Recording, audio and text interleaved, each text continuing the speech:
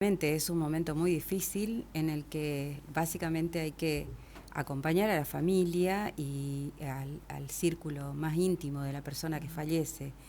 En esos casos lo que pretende este beneficio del ANSES o en general de la seguridad social es la de contener desde el punto de vista económico a la familia. Ese es el sentido de la pensión por viudez. En este caso hay que cubrir con 3 requisitos. Por un lado, en el caso de que la persona que falleció no haya estado jubilada todavía, tiene que cumplir con el requisito de los años de aportes, que tiene una escala para ver cuántos años cumplió, si cumplió con los 30 años o no. Por otro lado, el tema de el vínculo de la persona que va a pedir ese requisito, si está casada o no está casada, y finalmente para ver si realmente cubre con todo lo que la ley exige para obtener lo que sería una jubilación para después convertirse en una pensión por viudez. Para eso es necesario, en el caso del vínculo, es uno de los temas más importantes, si está casado o no está casado. Si está casado, se acredita con el acta de matrimonio. Si no está casado, hay que ver cuántos años de convivencia tenía la persona y hay que probar eso. Si tiene hijos, es una de las pruebas. En ese caso, la convivencia que le exige la ley es de 2 años como mínimo. Si no tienes hijos, la convivencia que exige la ley es de 5 años como mínimo. Esa convivencia tiene que probarse como mínimo con 3 pruebas.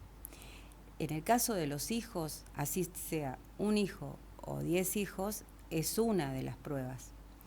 Se necesitan 2 pruebas más. Por ejemplo, que en el documento de la persona que falleció y de la persona que va a solicitar el beneficio tengan el mismo domicilio. O por ejemplo que haya una propiedad que hayan comprado, o por ejemplo que hayan alquilado una vivienda, o por ejemplo que la persona que va a pedir el beneficio sea adicional de una tarjeta de crédito cuyo titular sea la persona que falleció.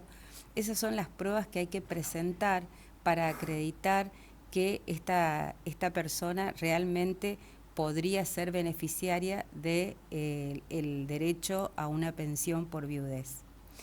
Además, tienen que probarse los años de aporte, que pueden ser 30 años, que puede ser menos, y esa cantidad de años de aporte también se puede completar con una moratoria.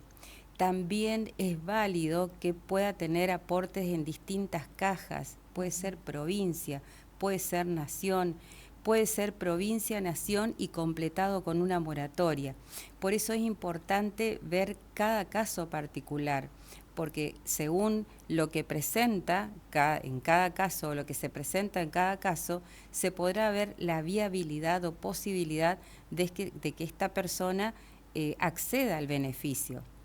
El beneficio puede ser otorgado para la esposa, para la conviviente o esposo, ¿no? O conviviente, y puede ser otorgado también para los hijos menores de 18 años o para las personas, los hijos que tienen alguna discapacidad. En el caso de los hijos menores es temporal porque solamente duraría hasta la mayoría de edad. Y en el caso de los hijos discapacitados dura para siempre, para toda la vida. En esos casos siempre se va a compartir un 50% para la esposa o conviviente y el otro 50% para los hijos, que se va a acrecentar cuando en el caso de los menores lleguen a la mayoría de edad. En ese caso, en teoría tendría que ser automático, pero en la generalidad de los casos no hay que pedirlo. Así, claro. ¿Cómo estamos con los tiempos? Digo, porque vuelvo a la misma frase del comienzo. La vida sigue. O sea, las cuentas siguen llegando, el alquiler hay que pagarlo, la luz, los impuestos.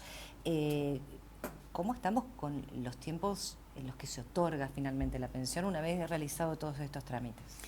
Bueno, los tiempos son los mismos, que tarda el mismo tiempo que para el caso de una jubilación, o sea, estábamos hablando de 5 a 7 meses, ahora tengo que decirlo también, se ha acortado un poco más los tiempos.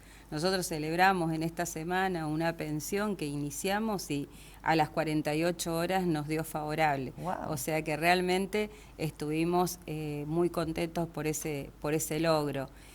Creo que de alguna manera se está haciendo un poco más eficiente, pero no puedo dejar de mencionar que sí o sí el organismo se encarga de determinar y asegurarse de que todo lo que uno presenta realmente sea así. Un punto, por ejemplo, Sí. es cuando hay mucha diferencia de edad.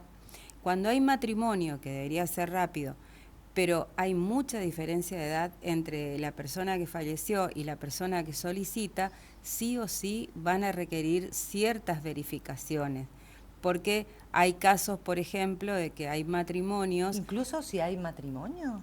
Incluso si hay matrimonios, porque, por ejemplo, puede haber cierta ficción por ahí, en el sentido de que la persona, como disposición de última voluntad, decide casarse para favorecer a la persona que le ha asistido en sus últimos días. Entiendo. Pero bueno, hay casos en que sí se demora por ciertas verificaciones que utiliza, que ordena el organismo. Pero bueno, presentada todas las pruebas, generalmente se rebaten esas verificaciones, sin ninguna duda.